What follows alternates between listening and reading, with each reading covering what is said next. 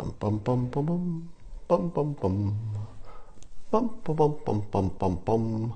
Hey everybody, come on in here, gather around, grab your mug, grab your chalice, your stein, grab your glass, grab your thermos, because you know what time it is. It's time for Coffee with Scott Adams, and we are ready to enjoy the simultaneous sip. For those of you who are nimble of finger and ready for this, raise your chalice and join me for the simultaneous sip.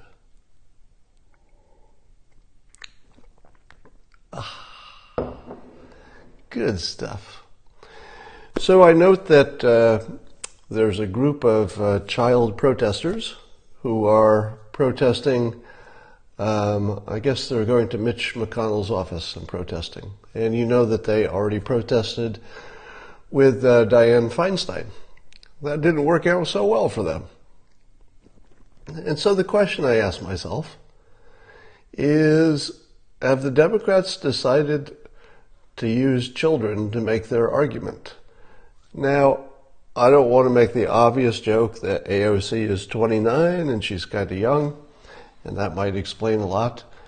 But it does strike me as curious that the Democrats are literally sending children to make their arguments. Children. They can't make their arguments with adults. Do you really need children?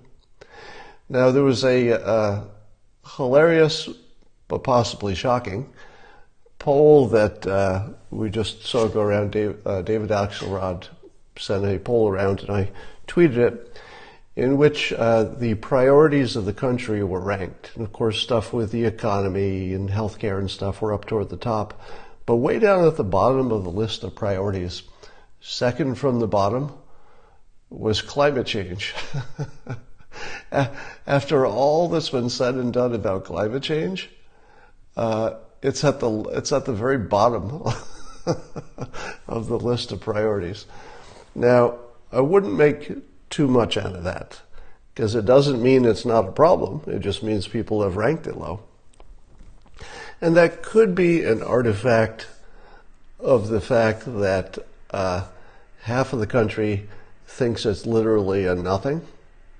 So if you took any of those items on the list that people say are a big problem, and half of the country said, well, it doesn't even exist as a problem, it would rank at the bottom.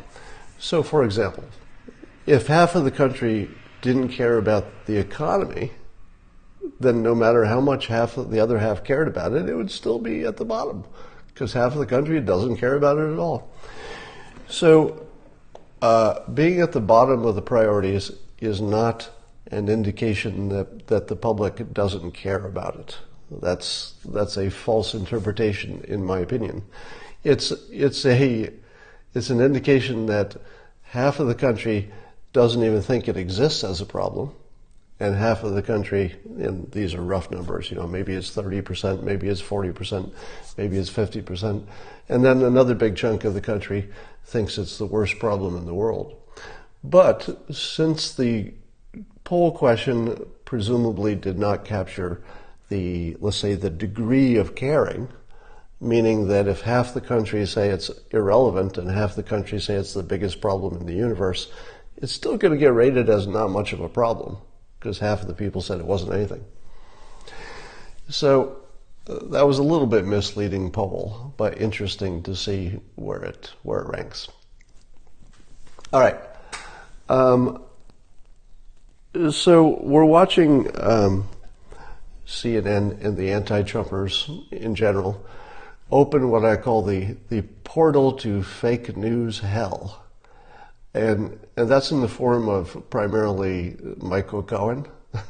He's sort of the first demon out of the portal to fake news hell. And they have to work hard to come up with something, because the president's got such a strong hand this week.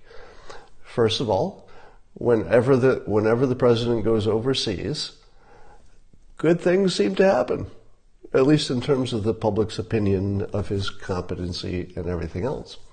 So the fact that he's overseas at all is positive for the president because it always is. The fact that China has, the fact that China is starting to talk about meeting at Mar-a-Lago because everybody's expecting things to turn into an agreement is fantastically good for this president. Can you imagine anything more mind-effing to the anti-Trumpers than if, and we don't know this is going to happen yet, so I'm getting ahead of myself, but I do predict it will happen. What will the anti-Trumpers say if Trump comes up with a pretty good, and I won't even say great, if he comes up with a pretty good improvement on our trade agreement with China? And let's say it includes a lot of the intellectual property stuff. Now, nobody would expect China not to try to cheat on stuff because, it's the real world. But if we have an agreement that's got some teeth in it that says if you do cheat, these things will happen, we might have something really good coming out of this. Don't know. Too early to say. But suppose it happens. What would that do to the people who thought he was a crazy maniac? It will show that his approach is the best we've ever seen. And by his approach, I'm going to describe it this way. Being respectful and personal to the leaders of countries that are in some ways antagonistic to us, sometimes enemies, sometimes just competitors. But he's respectful and personal and very complimentary to the leader. At the same time, he acts tough as possible in the negotiations. That formula is probably going to be the formula that forever is considered the standard, assuming things go well with China. And then I'm also going to assume that things go well with North Korea, because I think they are. Now, I'm still seeing people on social media saying to me, Scott, you idiot, can't you see that the president has accomplished nothing in North Korea? And that's a real head shaker. Because how could you watch the news for the past 2 years and conclude that the president has accomplished nothing with North Korea? Now, you could certainly say there's a lot more to go. You could certainly say it has not reached the standard that we hope it will get to. Very reasonable things to say. In fact, most people would agree. But to say that literally nothing good has happened, that's not part of the sane world. And here's how I like to describe it. What the president did was he removed the reason for nuclear war with North Korea. He took the reason away. The reason that it was ever a risk is that North Korea was pretty sure we wanted to attack them at any minute. Do you think that they believe that now? Nope. Do you believe that North Korea thinks that their nuclear weapons are now a strategic asset or now a strategic liability? What do you think is the mental process of Kim Jong-un? And I don't know if anybody else matters in terms of decision making, but let's say just Kim. Do you think he sees his own nukes as an asset? Because he's not at war with anybody. What do you use them for? The president's being nice. He's offering economic development. We have no border disputes. South Korea is okay with them. China's okay with them. Exactly who would go to war with North Korea? Nobody. Nobody. So at the moment, Kim's nukes are sort of a bargaining chip, but they're also his biggest liability. It's the thing that is making him least, least likely to stay in his job, because we've offered something much better than having nukes. And I think the president has sold that version of reality in a way that Kim can look at it and say, yeah, he's met with me twice. I've looked in his eyes. We get along great.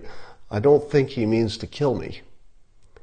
Right? If you spend enough time in a room with somebody, you could probably detect whether they plan to kill you like literally kill you. And I think that if you spend enough time with Trump, and he and Kim get along, they have some laughs, they figure out what to do about economic development, they agree that they need to get to denuclearization. The details may not matter so much in the short run. In the long run, they matter, of course. I think it's the biggest accomplishment maybe any leader has ever achieved. Somebody said that Nixon going to China might be the same level of accomplishment. But I don't know if we were on the brink of nuclear war with China. Maybe some historians can correct me on that. But it seems to me that taking somebody from the brink of nuclear war to, hey buddy, can we talk about nuclear development, is the biggest accomplishment of any president. I don't know that anybody's ever done anything that clever and that good that you could specifically say was the president's action, right? I don't think anybody is saying, well, the president was in charge, but other things happened and other people were doing things and there were other forces that made the good thing happen. I don't think anybody's saying that. I think people are saying that his exact personality and his exact strategy with North Korea turned a nuclear holocaust into a economic opportunity. Nobody's ever done anything like that before. It's enormous. And I would think that we're on a very long path to not having a nuclear risk, whatever that looks like. All right. I'm loving the fact that Bernie Sanders is getting a lot of heat for apparently he used a lot of private jets when he was helping Hillary Clinton campaign. So because he was busy, flying commercial is not really effective. So in order to make all the stops that Hillary Clinton wanted of him, he requested and got private jet service. But of course that works against his green climate change kind of a vibe. So he's getting a lot of heat for that. Now, on a realistic level, I'm really not the guy who's going to say that a leader taking a private jet is ever a bad idea. I am of the opinion, the rational opinion, that if your leader is the one who has the biggest leverage in terms of how things go, they should take private planes. And their time is worth more than other people's time. And you just can't compare what the leader does to what the population as a whole should do. So that's crazy. But it works against Bernie. And the funniest part was one of Bernie's ex-campaign people said that the Clinton supporters or the Clinton campaign people were just huge assholes. He said they're all assholes. And they're just like terrible people for letting this story about the jet request get out. All right. So you may have seen that Joel Pollack retweeted with some inflammatory language Chris Cuomo's little bit he did, I think last night, in which he played a clip of the president saying out of context that, he played clips as if the president had called the neo-Nazis in Charlottesville fine people. Now, of course, that's fake news. He did not call the neo-Nazis fine people, but CNN reports it that way. What of course he was speaking about was that there are fine people on both sides of the Confederate statue issue more generally. Now, I'm against Confederate statues, so I'm not on his side on that point. But nonetheless, it's being reported in a fake news way. And so let me call out for you some more dog that isn't barking. So remember, it was about a week ago, I said I'm going to say in public loudly and clearly that the Charlottesville report that the president said the neo-Nazis were fine people, I'm going to say it's fake news and a hoax. I'm going to say it loudly and publicly and watch how none of the outlets that normally cover me is going to cover it. Now, can you think of any other major story that someone as prominent as I am, and I'm not, the most prominent person in the world, but you've observed that if I say something controversial, it's definitely in the news, right? If I say something that gets me a little bit off the path, it's news every time. It's not news everywhere, but there's always some, liberal-leaning publication that'll say, this idiot is saying X. And I predicted that I would say the most outrageous thing you could possibly say, which is a major story, was fake news and a hoax, and that I could back it up, and it's obvious that it's a hoax, and that there would be no news coverage. And you watched it, right? Did you not observe that literally no one touched my comment? No one on the left who believes that the Charlottesville hoax is real. No one even mentioned it. It's like it didn't happen. Coincidence? It's not a coincidence. It's not a coincidence at all. And if you think about the unlikeliness of that prediction, it was very unlikely that I could say something that insanely radical and get no coverage on it whatsoever. And I told you why. They can't cover it. Now, doubling down, Joel has now commented on it, and I think he might be writing something about it. But again, he's a very prominent person in the political world. Breitbart is a prominent publication. And when he says in public that Chris Cuomo is lying, he called him a liar.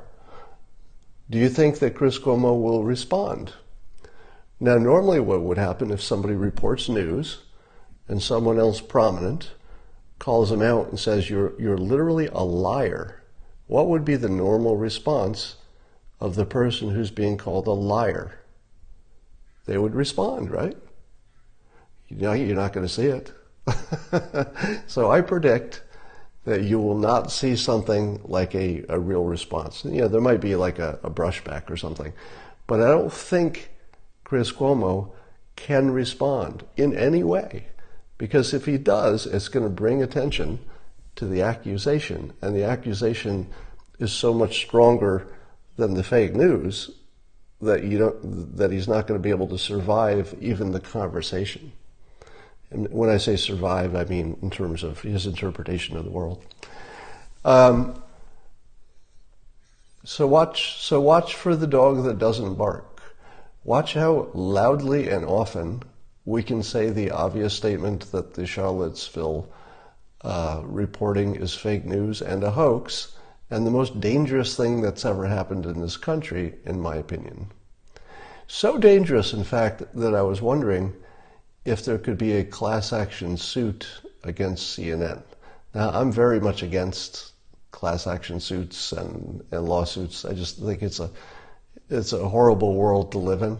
I don't want to get any, and so therefore I typically resist suing anybody. I've never sued anybody, by the way. In my whole life, I've never sued anybody. I don't think. Yeah, I've never sued anybody. It's because I just don't like the whole world. Don't like it to happen to me. Don't like it to happen to other people. Don't like to be involved in lawsuits. There's just almost always a better way to handle this stuff. But from a legal perspective, I wondered. You see how dangerous it is to go outside wearing a Trump hat, just any kind of a pro-Trump shirt or a MAGA hat or anything. And you've seen how dangerous that is. You've seen how it could affect your career. You've seen how it could affect your safety. Now, what's the biggest cause of that lack of safety? Well, I would say unambiguously the biggest cause is the Charlottesville hoax. Because it doesn't live alone. There are lots of accusations against this president for, every manner of thing. But all the rest of them are a little bit thin. So, for example, would say, well, what about when he announced he was running and he said that Mexicans are rapists and murderers? Well, even the people who were worried about that certainly understand that that was hyperbole and that he did not mean that the women and children coming across the border were also rapists. No reasonable person could look at that statement and assume that he thought they were all racist. And nobody assumes that that was the one time he didn't use hyperbole. If somebody uses hyperbole all the time, and that's the most ordinary explanation for what happened during his announcement, it was a little more hyperbole. He made the risk of people coming across the border sound a little higher than you've heard it before. Normal hyperbole. So, when you see stuff like that, it's not enough.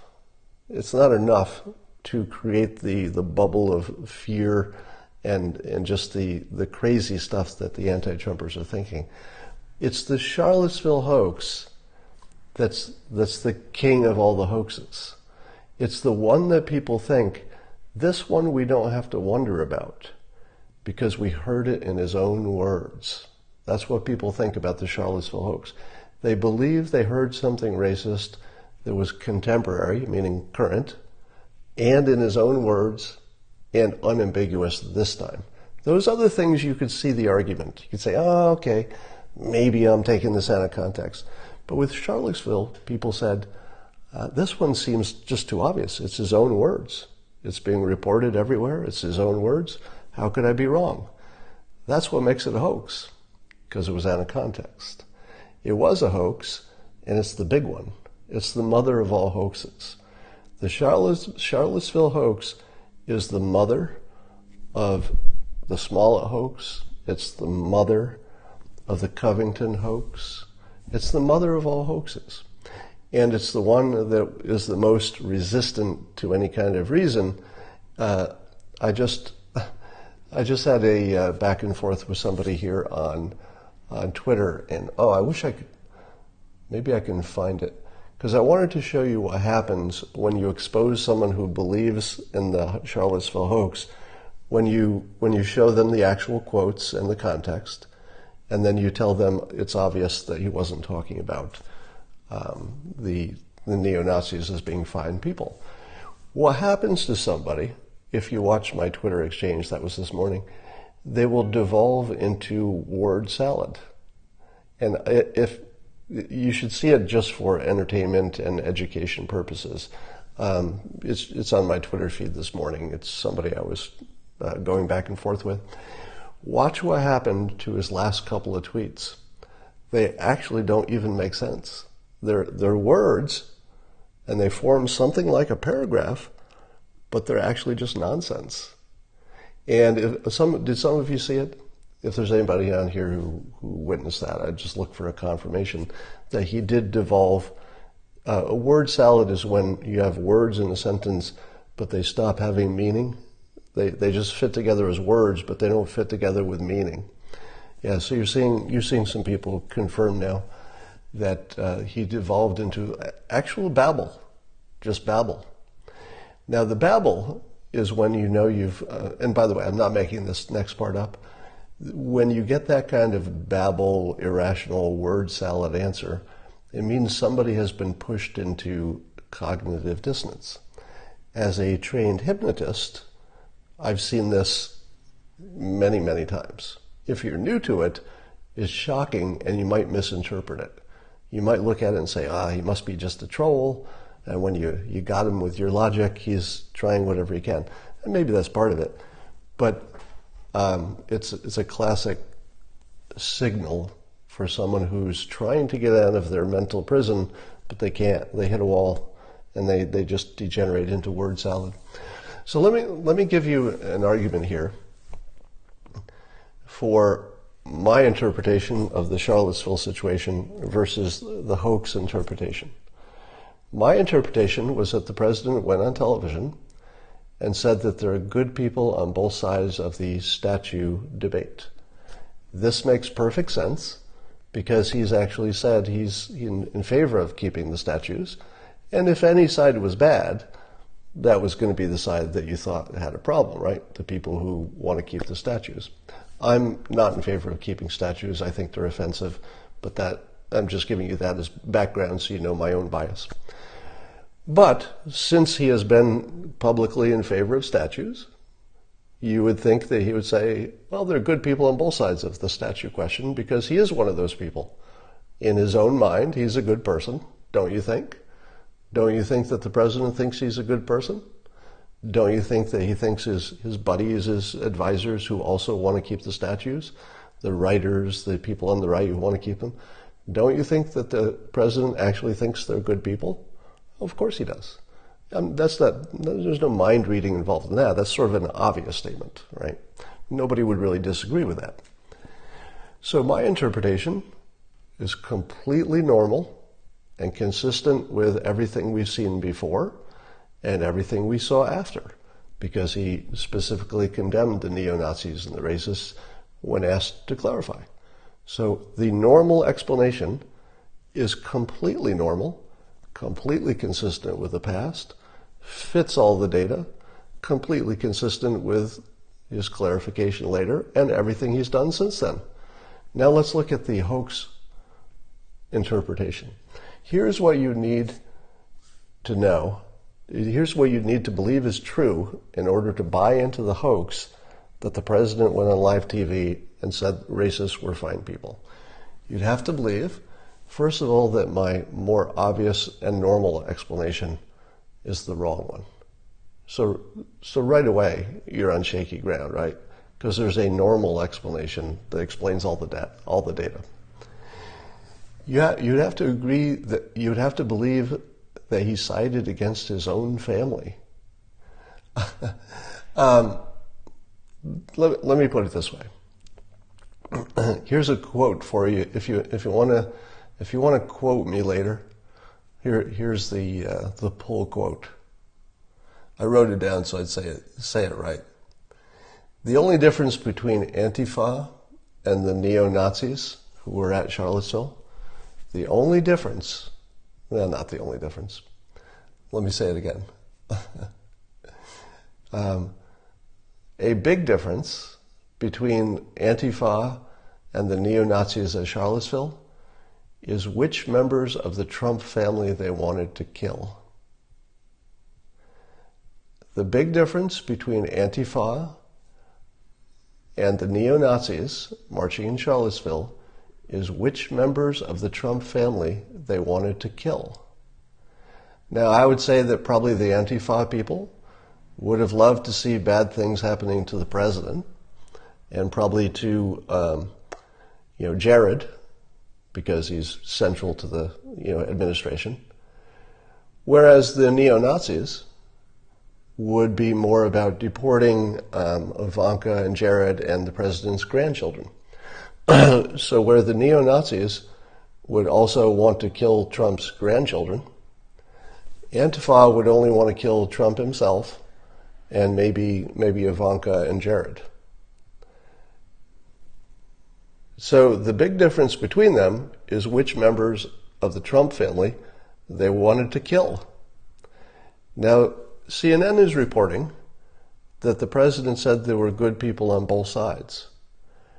Do you believe that the president of the United States went on television and said, well, here's two groups, they want to kill different parts of my family. One wants to kill, me and Jared and maybe Ivanka, and then the other side doesn't want to kill me, but definitely wants to kill, Jared and my grandkids. But I'm not sure about Ivanka because she's converted. So, but in both cases, both sides want to kill members of my family. CNN is reporting that the president said there are fine people in both of those groups. Does that sound reasonable? Does that sound like something he thought? I don't think so. In order to believe the Charlottesville hoax, you would have to believe that the president consciously went on television and thought to himself, I think I'll say some good things about the racists marching with tiki torches. Does that sound reasonable? Does that sound even a little bit reasonable? Now, and even if you believe that, then you have to believe the second part, that the next day when he was asked to clarify, he unambiguously clarified that he completely disavows the racists and the neo-Nazis. So now you'd have to believe, if you're going to buy into the Charlottesville hoax, that this was the one time that we know of, maybe you can think of another, but I think it's the one time, that Trump changed his opinion because it was unpopular. How often does that happen? Do you believe that this president, if he had really held those views that people imagined he held, you think he wouldn't say that a second time? Do you think that he would have backed off of that? That's not the president you're watching. The president you're watching doesn't give a flying F what you think of his opinion. If he said it once, he would say it again. If he said something that sounded ambiguous, and then he clarified it to be completely consistent with everything he's ever said on the topic, completely consistent, that should mean something. All right. In order to believe the Charlottesville hoax, you would have to also believe that he was sending a secret dog whistle by completely disavowing that group. Now, what kind of a secret dog whistle do you send when the ambiguous statement, there's an ambiguous statement, and then he clarifies it, and he clarifies it as clearly as possible that he completely disavows the racist and the neo-Nazis? Is that a dog whistle? Because that's like a really bad dog whistle. Let me give you an example. If I wanted to dog whistle my approval of you, would I call you ugly and stupid? So if I said, Bob is ugly and stupid, would you say to yourself, oh, there's that secret dog whistle. I think he's in love with Bob. I think he and Bob got a little going on here, because he just called them ugly and stupid. Well, yeah, where's this dog whistle that we keep hearing about? The next thing you'd have to think about, in order to believe the Charlottesville hoax, you would have to also believe that Israel didn't notice, that they didn't notice, or somehow that they didn't mind that the President of the United States was backing the anti-Semites marching in Charlottesville.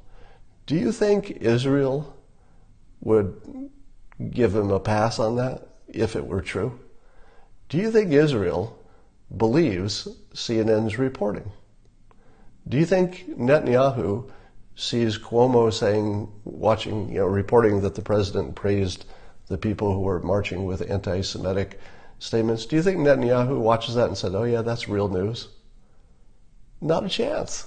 There isn't the slightest chance that Israel thinks that news is true. Is Israel stupid? No evidence of that. Does Israel have a really fine-tuned sensor for detecting anti-Semitism? I think they do.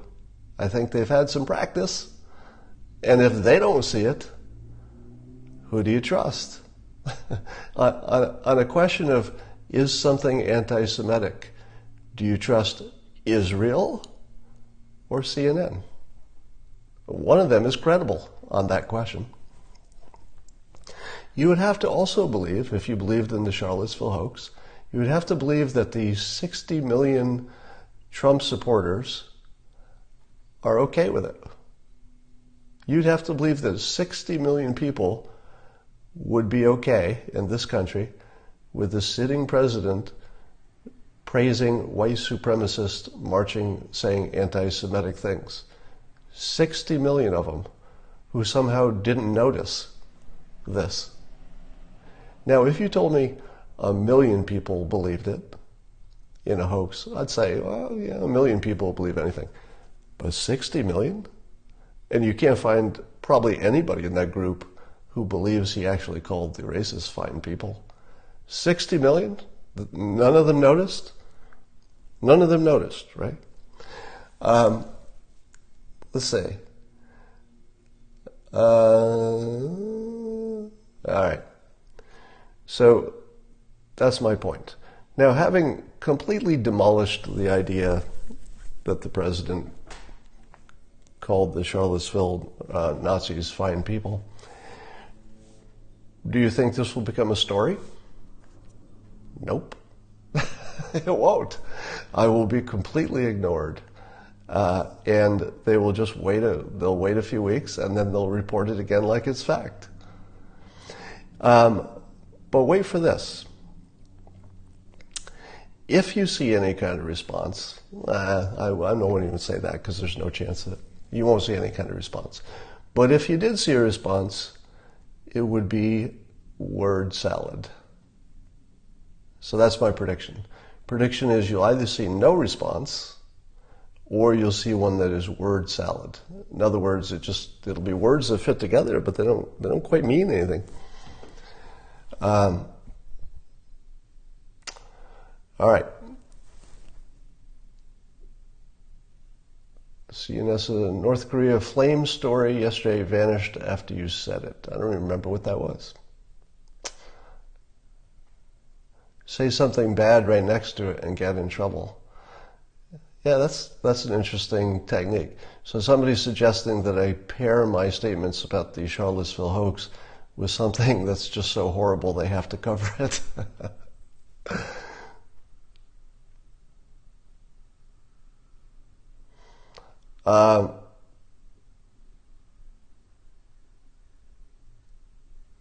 Oh yeah, so we're going to see some more Michael Cohen statements that who knows, anonymous, unnamed sources are saying they know what Michael Cohen's going to say to Congress. Michael Cohen is literally famous for being an incompetent liar who will say whatever he needs to say to further his interests. So it's going to be interesting because he almost certainly is going to come up with some damaging stuff about Trump. And it's going to be so not believable. And it makes me wonder, especially in the context of the smaller thing and the Covington thing, I wonder if CNN is just going to get their ass kicked for even reporting it. I guess everybody has to report it because it'll be public and it'll be news. But it's got to be an uncomfortable situation because I think they're going to know that it's not credible. But how do they treat it in the context of all the fake news lately? All right, that's all I got to say for now, and I will talk to you all later.